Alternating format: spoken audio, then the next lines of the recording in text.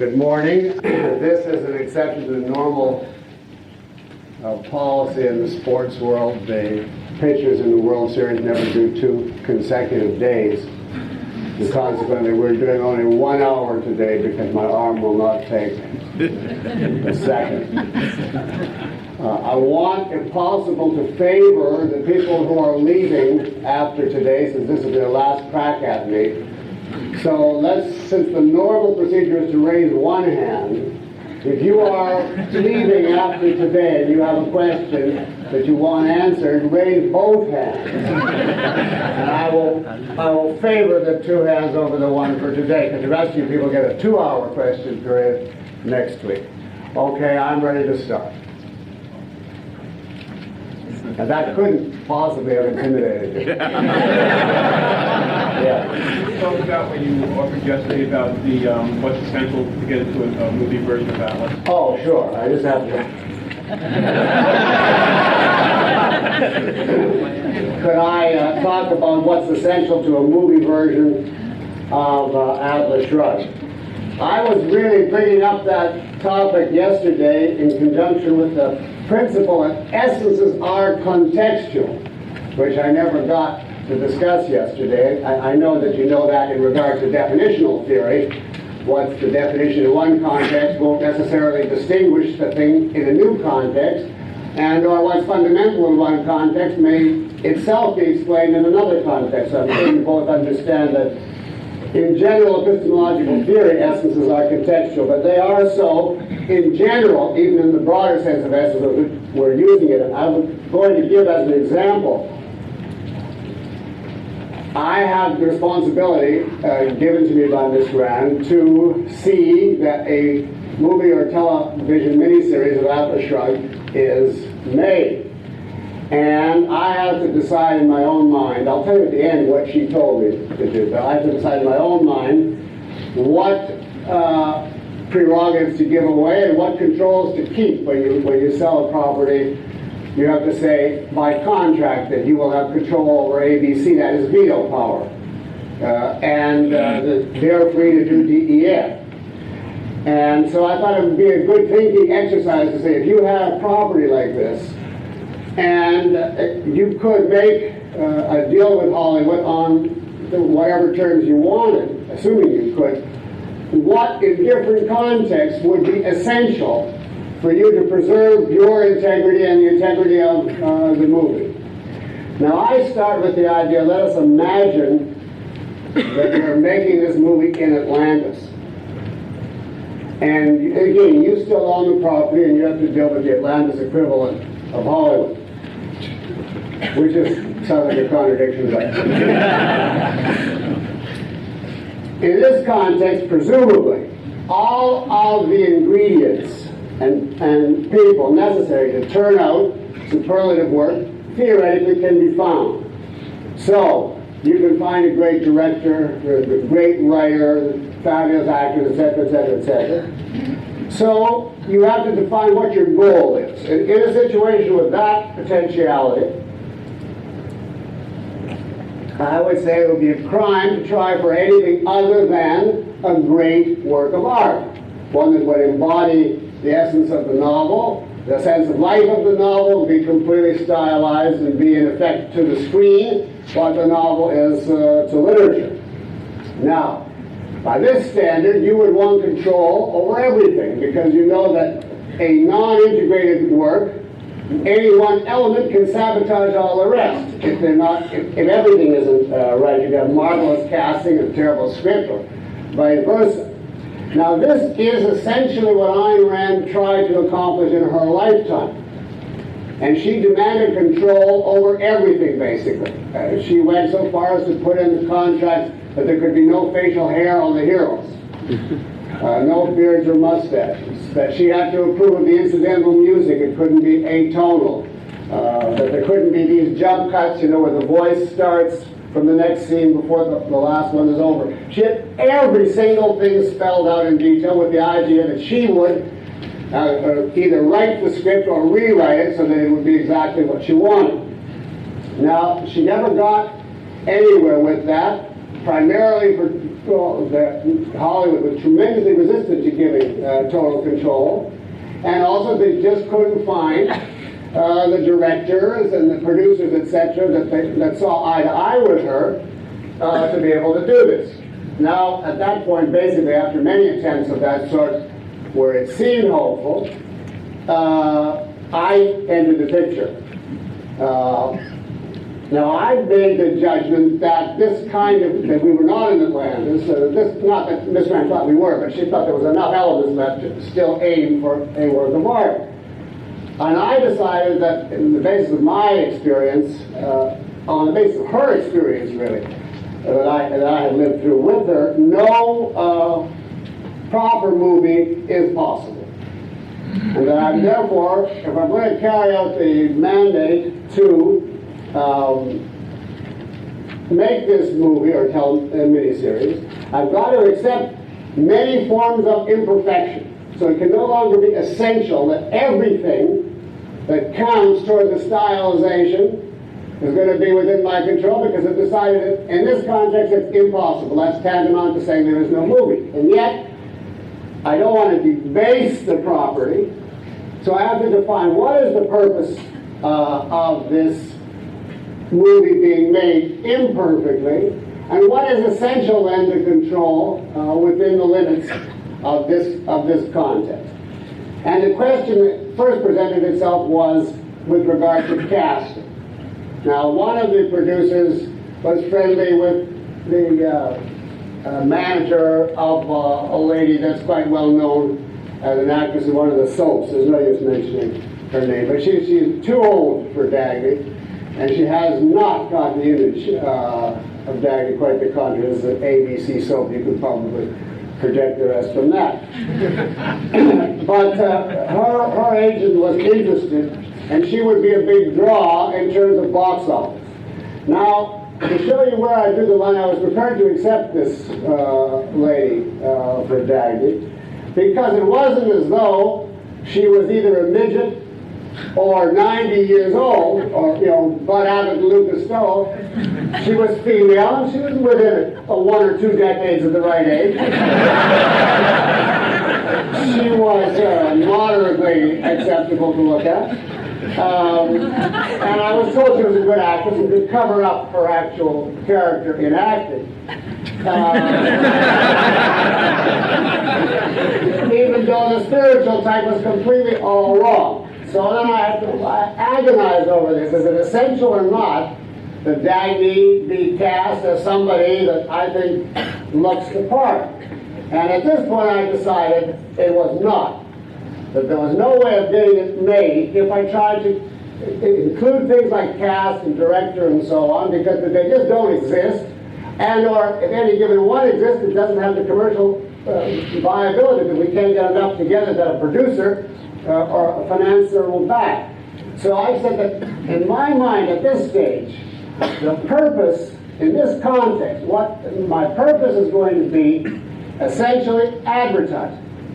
That is, I'm giving up the attempt to create a work of art with a stylized, view of the world and the sense of life and so on, as literally being impossible to achieve. And decide instead what I want is to get this novel in some form or another before the masses, either on movies or TV, with enough in it, so that while it won't give them a literary or an emotional or aesthetic experience, it'll pique their curiosity enough so they'll go to the bookstore to find out what it's about. So I define that as primarily an advertising purpose. So then it becomes the question, if your purpose is advertising, as distinct from art, what is essential? Well, there the casting becomes inessential, because anybody who will deliver the lines will give enough of the idea. But what it becomes the bare essential, if you want to get enough of interest across to get people to go to the bookstore. You've got to tell something of the story. In other words, the script becomes the bare minimum. That becomes the essential. And you let the casting and the direction and the incidental music and the photography and the jump cuts and all of that go, if only you say, I've got to approve the script. So then I know at least it's the same story, and we're communicating the idea of the strike and the type of characters and so on, however botched a fashion. You still can hope. And that was the position that I took for many years. And that made it easier to get a movie made, in the sense that Hollywood would just run from the idea that the author or the author's representative would have complete control over everything. They simply wouldn't invest the tens of millions of dollars that are required on, to them, the unknown desire of an author or an heir, you see, and therefore that was out of the question. But when you put it down to all I want is script control, scripts just cost about $500,000 to develop it in the first phase. So that's lunch money from their point of view. However, I found from my experience that that is not possible. As I had that deal with several different people, several different writers, and I made it clear that my goal was not to do any of the writing of the scriptures I had no time or capacity to do, but simply I had veto power. Daggett came out for the Communist Manifesto or whichever, I could cut that part out. Only I found that it was impossible because it was never so easy and clear-cut as that she came out for the Communist Manifesto. She would speak in ways that were not in character and that were confusing, and that the scriptwriter had tried to digest the material in his own terms, but he got her and Abraham Lincoln confused at one point. It kept on being a series of continuous confrontations. Well, if you don't like this, what would you say? And of course, you couldn't change one line out of context, and it soon became clear to me that there was absolutely no alternative but either to give away the script altogether or to write the entire script myself. There was absolutely no way to collaborate with anyone other than Ayn Rand, and if collaborating with her would basically mean taking notes. So I gave up the attempt at script control. And I still had the goal of advertising, but I now had to reach the bottom context, which is, it's not essential that I control anything if I can find one sympathetic professional. And that is exactly actually what Miss Rand herself told me before she died. She said, don't try to keep controls over the production because they won't give it to you as an outsider, and you'll find it impossible to work with them anyway, she said.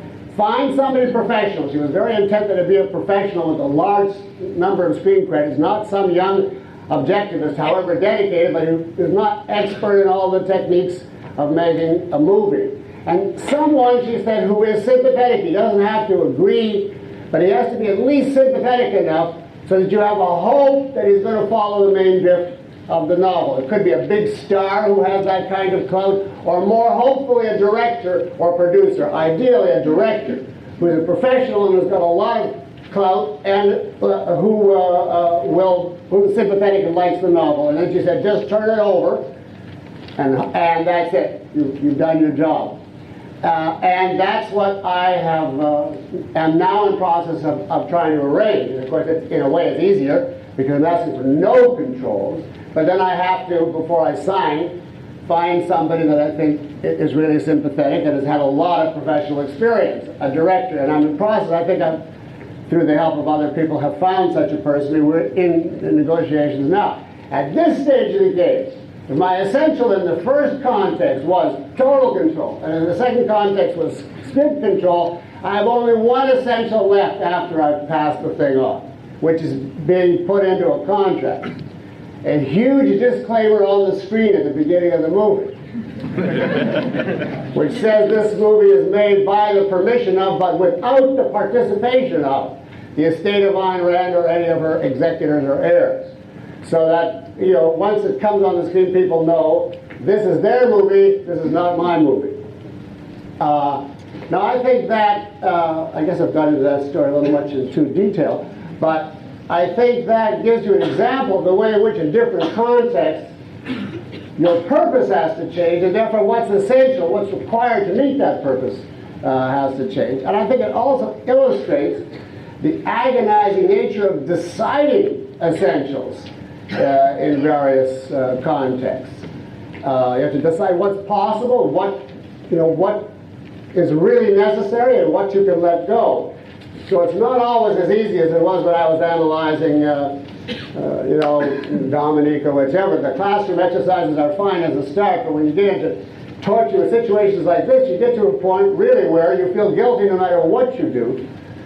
And then the thought occurs, you shouldn't make a movie at all. Why not just drop it?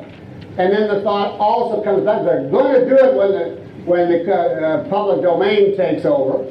So why not try to give it some start in life with somebody that you know is professional and sympathetic, rather than wait for total enemies to take over and make a hash out of it? So you go back and forth and back and forth. It's not an easy task by any means. But that perhaps that'll tell you where the Atlas Shrugged project is right now anyway, so I've answered that question. I can't release any names at this point.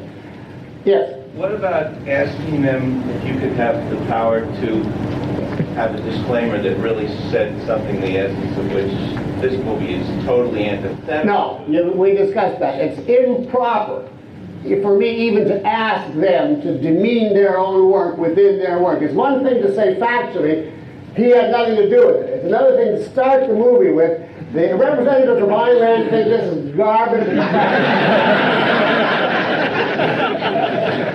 You can't ask someone to put their money and do the work and wipe their face in the dirt before the movie's even seen. Okay, let's leave that topic now and go on to more broadly. That's all I have prepared as a long song and dance. Yes, there's two hands at the back. Yeah. You mentioned before what your favorite chapter, or your second favorite chapter in Ominous Parallels was. I'm curious what your favorite chapter was. My favorite chapter, the Ominous Parallels, just in terms of writing, was the concentration camp chapter. That was the first assignment I had where I was consciously focused on the nature, rather than just the philosophic points, how you got it across. And I learned a great deal in writing that chapter from Miss Rand. She made me cut out quite a number of the horrors that I had. I thought you just pile on to make real to people how awful it was. Just pile on some detailed horrors. And she said that the horrors were so horrible that they defeat the purpose of the chapter. Because she said any reader's reaction, including hers, was, who cares about philosophy or anything in the face of this? It's just too awful to take in. And it just turns off the power of thought. She said, plus, you will associate that book in people's mind forever after with those horrors. So instead of them thinking of philosophy and its role, you see. So she said, just give a touch of it now and then, just enough for a chilling second to make real what you're talking about, and then go back to the analysis. And I found that very interesting to try to carry out that assignment. And that was the hardest chapter in the sense of uniting philosophy and practical reality. Because here, it's not as though, in most of the chapters, I give the philosophy and then I show people in practical reality saying the same philosophy. But here it wasn't what they were saying, but in what they were literally doing, how they had to make the bed and so on, that you had to bring out the metaphysics and epistemology. So it was the most demanding chapter from many points of view. And it was therefore my favorite, and the Weimar culture was the second. Those are the two I liked in that book. Yes? Dr. Peikoff, could you try to give us the essence of Ayn Rand's personality or her life as you did with your own? The essence of Ayn Rand's personality? I think you gave the essence of you. Oh, I haven't worked that out. Well, I think it's very now? easy. If you wanted me to do it on the analogy of what I did of me, I took one of her characters and adapted it to me. And you've got her personality in all of her characters already. All in certain specific characters. Her personality is Dagny. That is the only woman that she wrote that is entirely herself as an adult. She was never. She described Dominique as herself in a bad mood. And Kira was her as a girl. But Kira was not yet Ayn Rand, because she was very strong on what she called man worship. And when she was writing Kira, she was still in a heroine-oriented mode of writing. She didn't feel ready yet to present the ideal man, nor therefore the ideal woman's reaction to him. It was suggested in her attitude to Leo, in Kira's attitude. Leo was drawn from a real person with whom Ayn Rand was in love in Russia. So there was some element of her in Kira, but as a full-form personality, she would be Dagny with only a professional or career difference. That is, instead of being an engineer, she wanted to apply philosophy and ideas in the realm of fiction. So I would say she's Dagny with a dash of Hugh Axton and the mind of Aristotle. But in terms of character, you don't need me to do it because it's right there. She just has to introspect. Yes. Yeah. Today you spoke of Ayn Rand's article, the Women President article, and I'm glad that you said it was her opinion because that article always confused me. You included it in the book, The Voice of Reason. I'm wondering why you did. Well, that's a good question. You're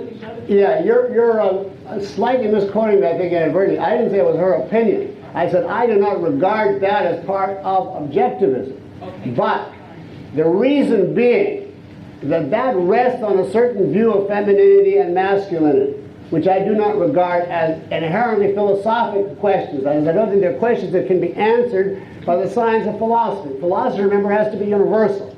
It has to tell you the essence of man and the rules that apply to all human behavior. Sexuality, as I even said in my book, I asked Ms. Rand once, what does philosophy have to say about sex? And she said that it's good. But as far as the proper practices that would depend, and the proper attitudes within carrying out that field, what one sex should feel toward the other, that is something that would have to fall upon a psychological study. What are the attributes, the character or personality or whatever attributes that are correlated or that are naturally associated with one kind of anatomy versus another? And is there some such tie? Is anatomy have a significance in a sexual relationship that it doesn't in a philosophical relationship? Well, obviously it does, but then you have to have a theory of what is it, how is it relevant.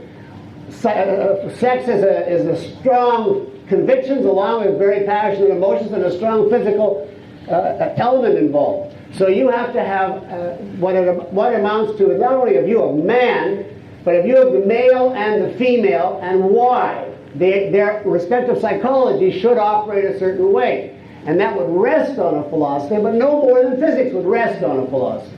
Now, Ayn Rand, as you know, being a novelist, had a very definite view of what is masculinity and what is femininity. And if she were around, you know perfectly well that she would defend that in impassioned terms. But she, in my view, she was there defending her view of sexuality, which was really essential to her because you can't write characters or write fiction without that kind of view. In other words, writing a novel is not enough to have a philosophy. You also have to have some psychological views of mankind to be able to create devils and heroes and sex relationships, etc. And from that point of view, this was certainly an essential of her ideas. And that's why I included it, because I don't want to censor her. But on the other hand, I make a strong line in my own mind which of her ideas were purely philosophical and which were ideas that she would defend to the death, but qua psychologist or whatever. I do not think she would say that you could deduce her views on sexuality from philosophy. Not at least as I consider. In my book on the philosophy of Ayn Rand, I put everything in that I consider purely philosophy. And you see that I left out masculinity and femininity. I wouldn't come near it. And in fact, I left out certain things which I think are actually wrong, like homosexuality, but which I think cannot be argued against purely on philosophical grounds. I put in as improper sex practices only those things which on the face of it violated the virtues, like some dishonesty or sadism, that type of thing, where you could reduce it back to a virtue, you see. But I try to stay away from dogmatizing about sex, even if I have very strong convictions and even if I think they're correct, because that is not philosophy. And if I learn anything, it's that you bring philosophy into disrepute if you just take any question at random and say, oh, this is the answer, and this is my philosophy. It is a science, it's got a definite method, but that method only works for a definite kind of question. And when you get that specific into anatomy, and so on. That is, there's nothing, no philosopher has a means of spinning the answer to that.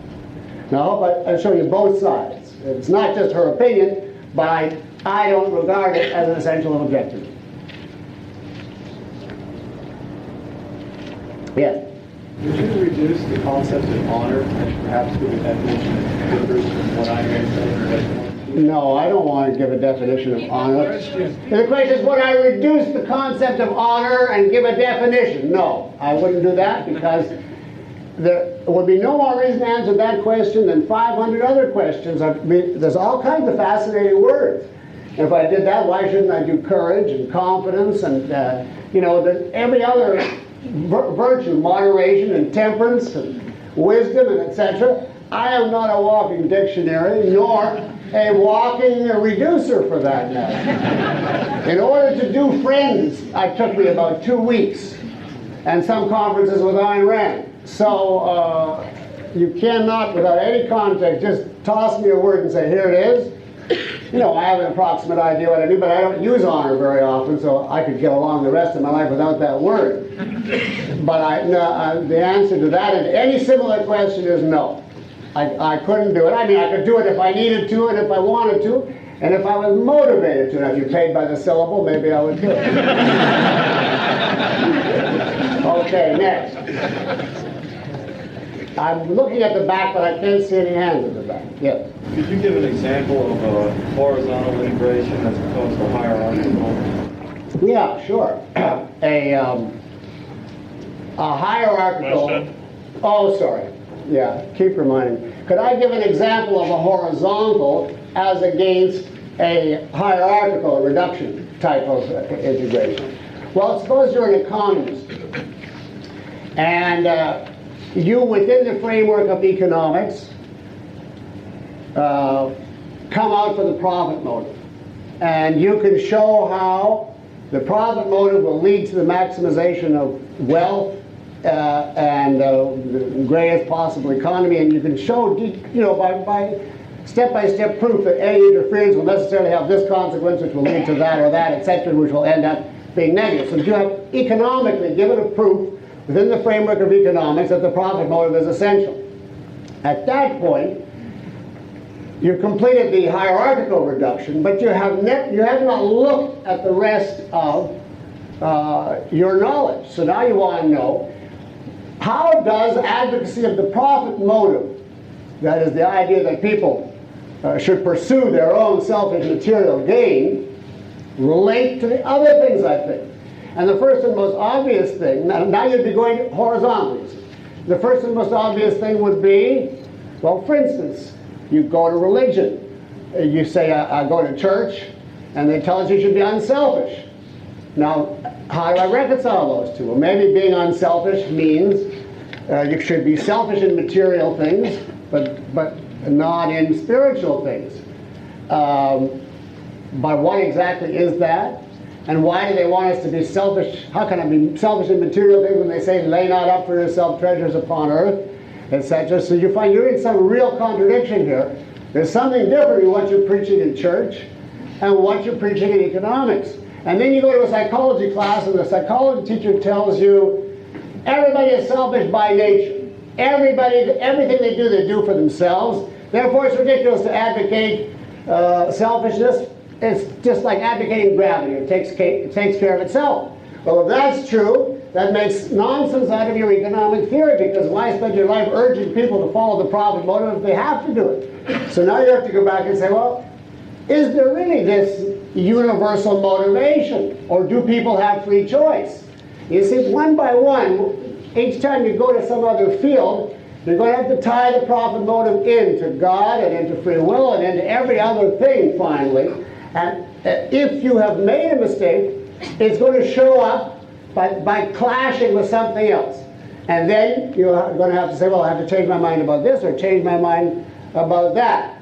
As at the point where you literally cannot think of any more areas to tie it to, you can say, within this context, that's it. That's 100%. And if and when you later find a contradiction, there's no problem.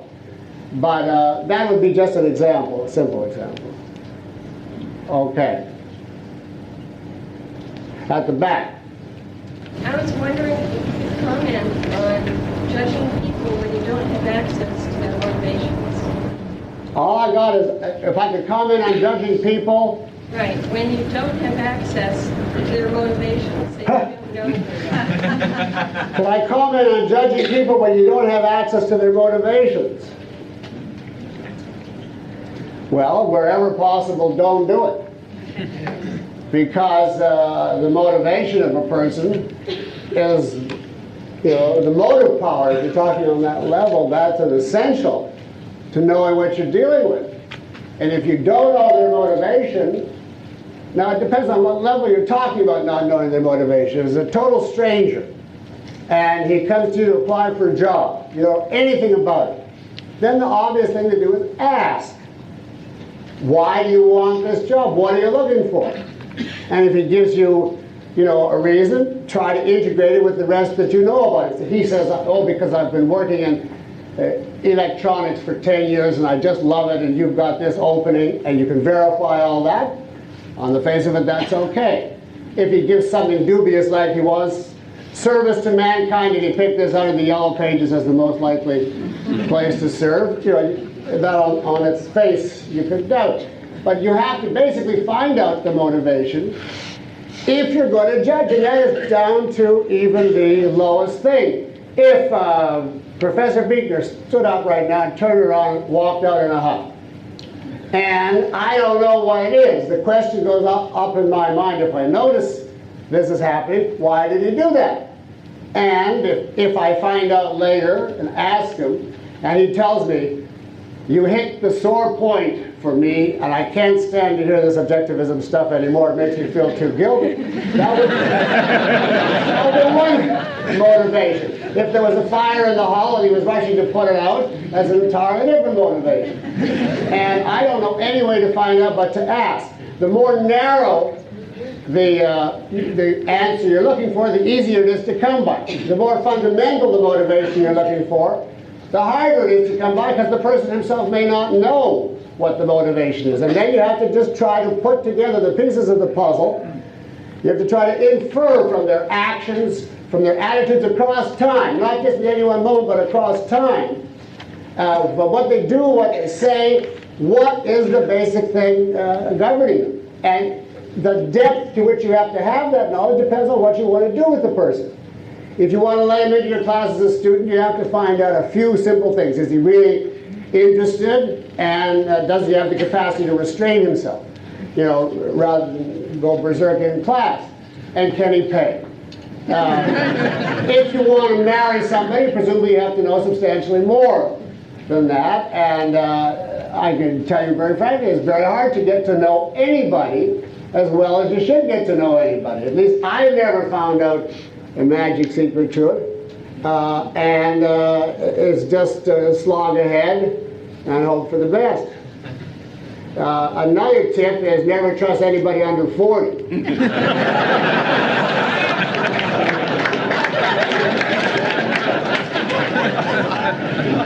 I say that as a joke, but simply because in my experience, if people are motivated by youthful idealism in coming into objectivism, by 40 it's worn off. So they either go on and they really care, or they're into something else and they've forgotten about it altogether. So if somebody is still here at 40, I sort of regard that not as definitive, but as a good sign. Now, I don't want a lot of questions about judging people because I don't know how to do it. Yes. Yes. Did Ayn Rand say anything about athletics?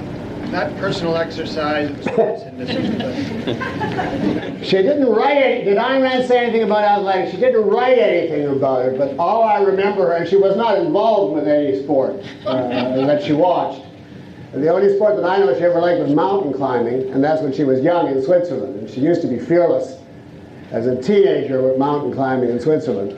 But she never engaged in any sport. The only thing that I remember her saying, or her basic attitude, was that athletics gave people the spectacle of competence and justice, the just reward for competence in a world where they were perishing for that in any other field. that in the athletic game you had to have the skill. It was obviously had to be a self-made, self-trained skill, and then if you beat the other team, there was no points for mercy to the other team. You didn't have to have a graduated income tax equivalent where you lose 3 baskets because their top side feels bad. And so it's a completely ruthless objectivist ethics. You have to have the talent, you have to earn it, and then you get paid for exactly what you do, not for your intention, not for your need, but for your abilities. That people are starved for this, and that this would probably be of value in any society, but particularly in a society where you can't find it anywhere else. People read the sports pages for moral inspiration. And I think there's a lot to it. They also bet, but that's a different yes. In one of your taped lectures, Objectivism, State of the Art, at one point you made a comment about children. You seemed to indicate that you thought it was a good idea for parents not to make it so their children avoid hardships. I don't remember your exact words, but that you thought it was one of the good things children could learn was how to go through difficult periods, and young children, babies. Well, I wanted to ask if you were distinguishing between, especially with, say, infants and toddlers, difference between wants and needs. Oh, absolutely. The way you made me come across a stooge there. I'll repeat it. She said that in one of my lectures on education, I said it was good for children to go through hardship. And don't I make a distinction, especially for babies and toddlers, between wants and needs? Now, I would hate to be quoted as saying children should go through hardship as just a flat, out-of-context absolute. The only thing I recall having said that would remotely be in that category was that it is wrong to gratify every desire of a child simply because they have the desire and you're able to gratify it, because they have to get the experience of frustration early enough to start building the idea that they have to do something to get their desires fulfilled. And it's not just an automatic world where everything is poured on them by virtue of the fact that they want it. If they get the idea that their desire is omnipotent, that will cripple and stunt their development, because why should they learn to think or practice any skills or make any effort in the world? They're going to get what they want anyway. And it's in that sense you can spoil a child out of love or overindulgence, but that has nothing to do with hardship. They can still have a comfortable mattress and a steak, or a trip to Disneyland. None of that makes any difference. The question is, within the context of that child, does he get whatever he wants just because he wants it, or does he start to learn, not when he's an infant obviously, but from the time of toddlerhood, that there are certain things you have to earn, on the primitive terms that are appropriate to him. If it's a need, obviously, he doesn't have to earn it, because that would be tantamount to saying, I'm not going to give him food because he hasn't earned it today. You as a parent are morally obligated to satisfy his needs, and to satisfy them abundantly if you have the capacity to do so. But it's the desires, the extracurricular things, TV or the movies or sleeping over at somebody else's house or that kind of thing. Or a special new toy, or that kind of thing. Sometimes it can be just given, in the spirit of love and friendship or Christmas or whatever. But if you do too much of that, you inculcate and create a passive child. And even worse than that is a child who develops the attitude that everything is coming to him and the world owes him a living. And that is very bad. The necessity is the mother of invention. Frustration is the mother of motivation. You have to want something that you don't get, and then you become motivated to try to figure out how to get it and what to do to earn it, etc. Now, I hope you don't apply this to 2 years old, because that's not what I'm talking about. But at an appropriate age and within the context of their development. Now, for instance, when my daughter was born, I was wanting to get very clear how long is it safe for a child to cry before it has physically harmful effects. Because there were certain things I didn't want to give in on no matter what, but I didn't want to be medically threatened.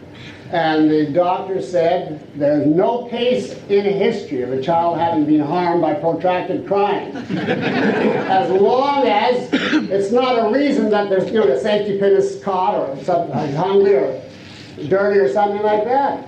And so when we put her to bed at the beginning, she would cry. And at times where she cried, I think 8 minutes the first time, which was agony. My idea was she's just got to learn at some stage, and this is a good place to start. And then it was 7 and 6, and now, or at least until recently, she would go right off to sleep without any problem. So it's in that sense of hardship. Yes. I've read that when the novel was first published, you were among the most optimistic about Atlas Shrugged's ability to change the culture, and that you thought this would happen immediately.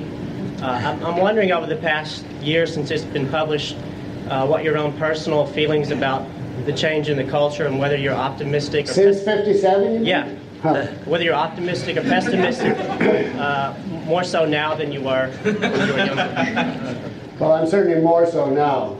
Of whatever you're asking.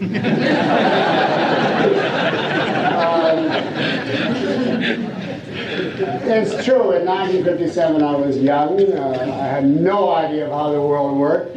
I thought that Atlas Shrugged, which I read in manuscript, was so convincing that it was impossible for anyone to read it and not be immediately converted. And I thought that that was a shame, because the battle for the world was over and I hadn't even started fighting. Well, it didn't take long. In fact, the reviews of the book left me in shock for about 2 years, and they didn't relate to even the book I had read. You never saw those original reviews, I'm sure, that came out in 57, but I've never seen, I wouldn't even say distortions, bald, big lies of so naked a kind. One of these magazines, I think it was Harper, said that she openly advocated poisoning wells to get rid of the inferior. And they would just presented that as a fact. And Newsweek declared that she was against the use of the senses because she had something against the perceptual level mentality. You shouldn't use it. I mean, it was such gross corruption that it quickly cured my optimism. If you want to ask me in a general way, am I more optimistic or more pessimistic about the future? Well, I've had it strongly drilled into me by a lot of top objectivists that I should not talk about being pessimistic, because it doesn't accomplish anything, and it just is a downer for people who can't give in to pessimism, because none of us can. You have to keep trying no matter what. So I think on the grounds of the Fifth Amendment, I just won't answer that. Yeah. Do you have any recommendations on techniques to keep a dual focus in, let's say, philosophy graduate school? In terms of being able to put out analytic criticism to, satisfy a course requirement and still be able to hold objectivism? This is from a graduate student, I guess. He wants to know any techniques for keeping this dual accounting, where you keep track of what they think and what you have to give them back on papers and orals, etc., versus what you think. First of all, it's an excruciating process, and I don't believe it can be done with anything approaching real success, because of the fact that automatization is inherent in function. And this goes back to lecture 1. I said the only way to break a context is to say no every time it comes up. Well, the converse of that is every time you say yes to it, even if you say in parentheses, I don't really mean it, but then you go on and write a paper or take part in a debate and so on, you are entrenching that context by the sheer fact of making it automatic. And consequently, you can say to yourself, I don't accept all this, but you nevertheless are making your mind do it, and count on it being fed connections from that viewpoint. And you must keep the objectivist context suppressed at that point, otherwise you'll be paralyzed. It's like you're trying to speak, Latin, and English is in your way, so you have to push it out. Now you can go home and try to translate, but my experience has been that it is so difficult to do the double entry bookkeeping that you cannot continuously watch what you're accepting. I used to make a point, I'm going to doubt anything this guy says as I was taking notes. Anything. But, you know, you can't literally, if he says it's a nice day today, you can't say, all right, it isn't. So what it amounts to is you try to doubt anything that sounds the least bit controversial. And I found that as a regular rule, there were 5 to 10 major errors a week that, alert as I was, went by me completely. I couldn't see anything wrong with them because I was hooked into that context enough to understand what he was saying, you see. And it was the only way I ever came out of that was that every week in the early years had a session with Miss Rand, and I would tell her, you know, casually the things I learned, and she couldn't imagine that they were teaching such depravity, and I couldn't even figure out what was wrong because I was only telling her the good things. And so basically, this went on for years. I don't think there is a solution to it. I don't know of any solution to it. I think the best thing to do is not to protract it. In other words, if you can possibly cram all your courses into 2 years by going, you know, from morning to night and killing yourself, and get involved in that context completely, forget objectivism. And then when it's over, you have to then go through, you know, a whole process of delousing. Gradually, it'll take a year or so to pull it all up, but it's better to get the mortal blow and then have it stitched up than drag it out over year after year after year, where you think you're repairing the damage as it happens when you can't. So I would say crash PhD programs and then protracted recovery in a hospital. Yeah. Rand said that objectivism is a dangerous philosophy, the most dangerous, I think, is taken partially.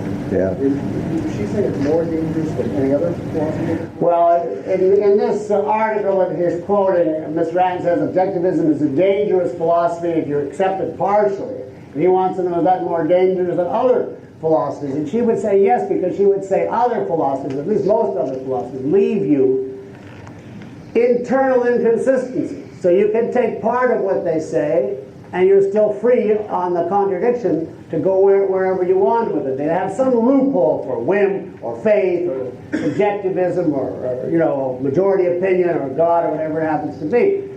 But her argument was that objectivism is a complete system, and that I hope my book would have illustrated that even further, that wherever you start, it inexorably goes all the way around. And it's not like an eclectic sum of positions or a series of contradictions. So if you accept it, you are going to put yourself in the position that your mind, your intellectual, your logical faculty requires a certain mode of functioning, and you have no way out, and you're going to have to evade much more severely, much more intensely than if you had a philosophy that left you a lot more flexibility and a lot more room for contradictions, you see. And it's the intensity of the evasion that it requires, because it is so tightly and consistently knit as a system, that it makes it dangerous, because you have to more harm on your mind to do it partially than if you took it and a philosophy that was just a mixture of elements and you basically didn't have much guidance, you see. So her argument was you could get the best guidance from objectivism. It could either be the best thing in your life or the worst if you try to accept it while contradicting. And she felt that was an issue of justice, you know, at the back. I wonder if you could say a few words about what Ayn Rand meant by man worship or hero worship. Well, I could say a few words about what Ayn Rand meant by man worship or hero worship, but I will only say it in a non-sexual context. And that would be in a context that it would be an emotion possible to a male or a female. I wrote about that in the introduction to philosophy, Who Needs It, I think. You see, man worship you could define in a more narrow sense as the female's attitude toward the male, according to Ayn Rand, but as I've indicated earlier, I'm not going to talk about that. But in the broader sense, She meant holding human beings as a value, as a top value, holding an exalted view of the possibilities of man, and then working to actualize it in yourself and to befriend it wherever you found it in others. In other words, it's a way of stressing for her the value of man. She was completely man-centered. I'm speaking now not male-centered, but man-centered. It's the exact opposite of the animal rights idea. You know, where I just saw one where they go up and down a clinic of this man who just got this gorilla liver and who's still alive. And he and his family are ecstatic, and the animal rights people are going back down with signs, animals are not expendable. They want the heart back and the liver given back to the gorilla. Now that is the literal antithesis, you see, which is even lower than Christianity. Christianity was, Judaism were fairly decent to this extent at least. They gave Adam and Eve dominion over the earth and all of its creatures. So God, in that sense, was a human chauvinist. But you see, they're going now in the Oriental direction, that the lowest bug is better than man. That's the true man hatred, which we haven't seen in Western civilization, except in the last couple centuries. Now, she is the exact antithesis of that, when she talks about man worship. It does not mean she worships every man. I mean, you obviously know that if you read her books or you saw her reactions to people. But it means she has reverence for the highest in man, and that she would never consider putting anything above him, neither the earth, nor outer space, nor God, nor animals, etc. That's the essence of it. Two hands, yes. What are the essentials of the Democratic and Republican parties?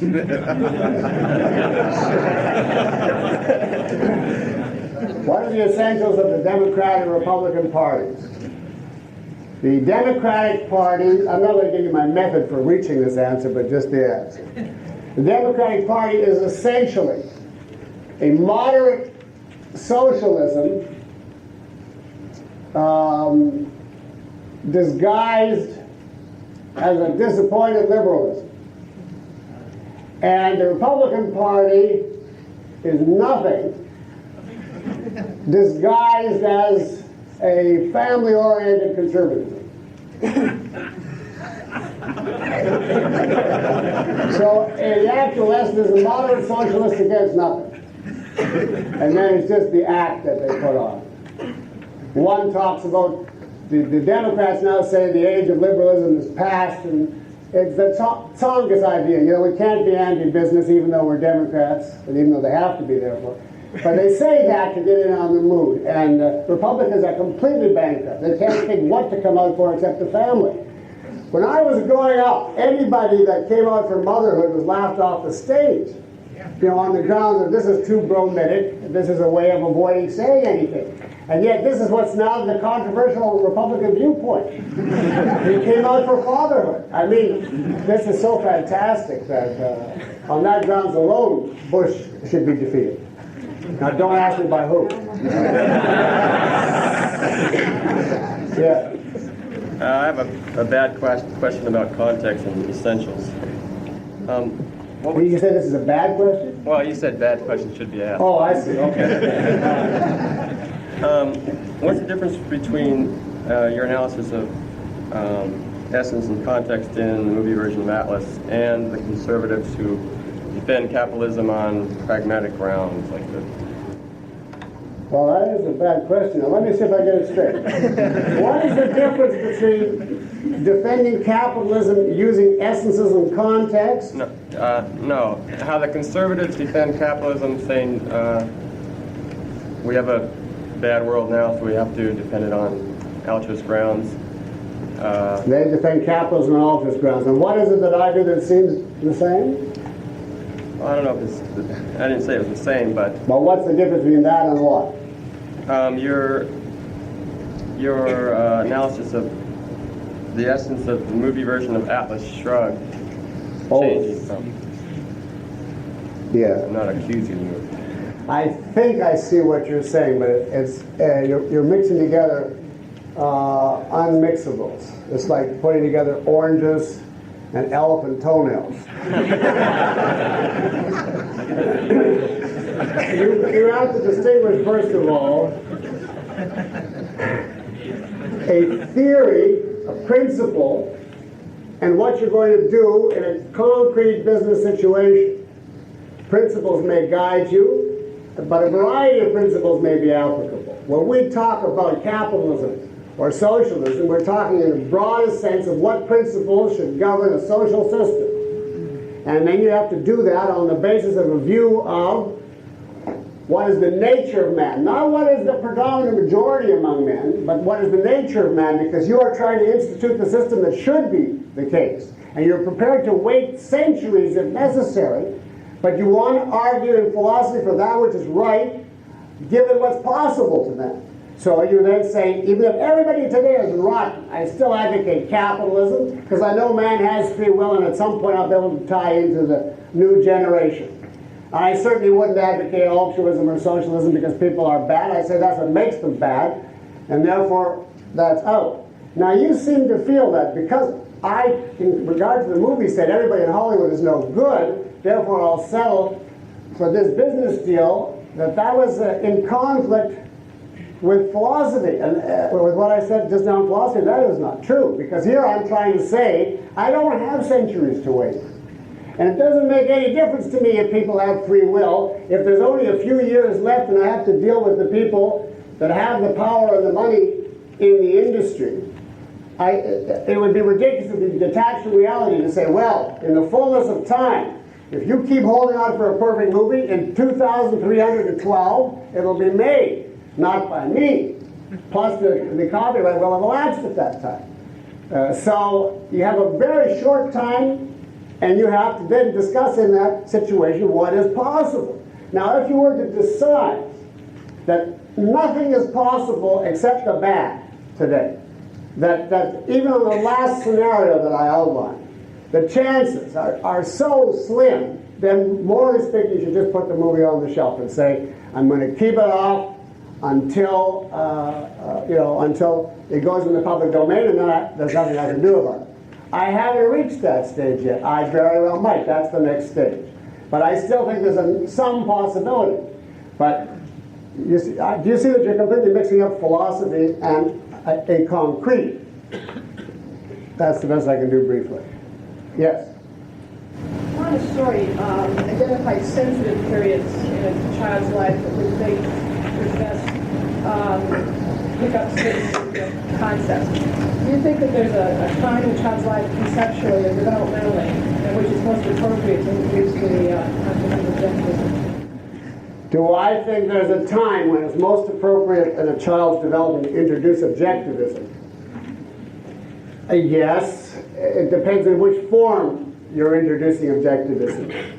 You have to give them only what they are ready to hear and want to know.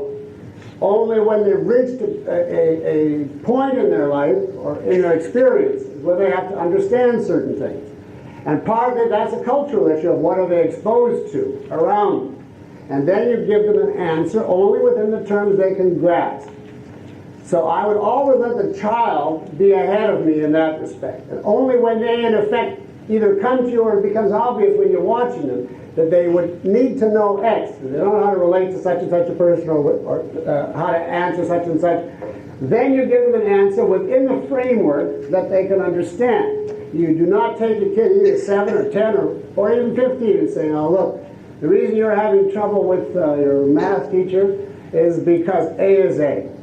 And he's on the death premise. I mean, you just blow the kid out of the water. That's out of the question. I would never try to sell a philosophy, only certain key ideas. And only at the age where it's appropriate. I would certainly stress honesty. And from a very early age, I'd make a big fuss about lying and explain it. As soon as he's able to lie, he's able to understand that he's trying to put something over on you, that he's trying to get away with murder. He doesn't need a philosophic proof at that point. He needs to know what he's doing and that you actively dislike it, and that this is the consequences it's going to lead to. Nobody will trust what he says, etc. and so on. If he is disrespectful of the rights of others and breaks their toys, then he has to learn that, but in practice, by being timed out with the idea, if your behavior, violates other kids' toys, breaks them and so on, you just can't play with other people. Then the only way people can get along together is if what's yours is yours and what's his is his. And if you grab his, you just have to live like a hermit, for 10 minutes or whatever. I wouldn't go, if it doesn't take within 10 or 15 minutes, you've got to try another strategy. But I wouldn't leave them in there for months at a time. Now, for instance, God is going to come up very early just by the nature of the society. Now, if you lived in a different culture, he could live and die and never think of the question. But all of his friends are going to Sunday school or whatever and talking about the spiritual manifestation of Jesus. And he's going to come home and ask you, what you think. And what we told Kara, which worked very well, is we explained to her, do you understand that children can make mistakes? She said, oh, sure. And we said, well, adults are just the same. They go on making even bigger mistakes when they grow up. And so it's just this happens to be a very big mistake that a lot of people made. She took it just like that. And she has no trouble with that. But sometimes she applies it in ways which are, I'll close on this note. I know our time. Do we have a minute or so left? The teacher called me to school one day that they were having trouble with Kira, and I had to resolve the problem. And I got there, actually she called me and my wife, and she said, I know that you don't want us to preach religion, but there are certain things we simply have to tell them, and I don't know what to do. And I couldn't imagine what you have to tell them. I thought something about the history of religion. She said, we were teaching them timelines. And I put down BC and AD. And the class asked, what is that? And I said, well, this is before Jesus. And after, she said, Kira said, that's not for me, and walked away.